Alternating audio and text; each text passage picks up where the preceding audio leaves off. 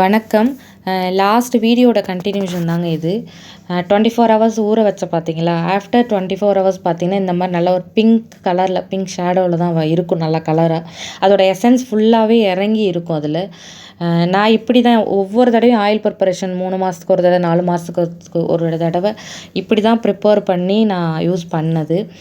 2வது இதை நல்லா புழிஞ்சு எடுத்ததுக்கப்புறம் அதில் வர கசண்டை கூட நான் வந்து தூக்கி போட மாட்டேன். அதை வந்து நல்லா காய வச்சுட்டு சீயக்காயோடு சேர்த்து அரைச்சிப்பேன் நான். தலைக்கு சீயக்காயோடு போட்டு குளிக்க வச்சுருவேன் நான். இப்படி தான் வந்து ஆயில் ப்ரிப்பரேஷன் ஃபுல்லாகவே காமிச்சிட்டேன் நான். இதுதான் லாஸ்ட் வீடியோ. லாஸ்ட்டாக ஆயில் பார்த்திங்கன்னா நல்ல ஒரு கருப்பு கலரில் ஒரு பிங்க்கு ஷேடோ கலந்த மாதிரி இருக்கும் அந்த ஆயில் பார்க்கும்போதே.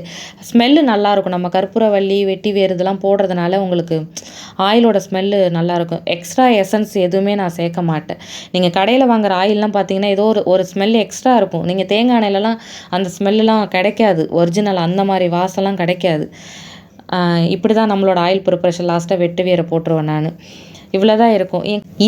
இந்த ஆயில் டப்பா பார்த்தீங்கன்னா நான் ரெகுலராக இதில் தாங்க யூஸ் பண்ணிகிட்ருக்கேன். நம்ம கையால் வச்சு ஸ்கேல்ப்புக்கு மசாஜ் கொடுக்குறத விட இதில் ஆயில் போட்டோம்னா ஸ்கேல்ப்புக்கு நல்லா போய் எண்ணெய் இறங்குது. இங்கே ஆணி வேரிலேருந்து தான் நமக்கு வந்து வெள்ளை முடி மாறி வரணும்.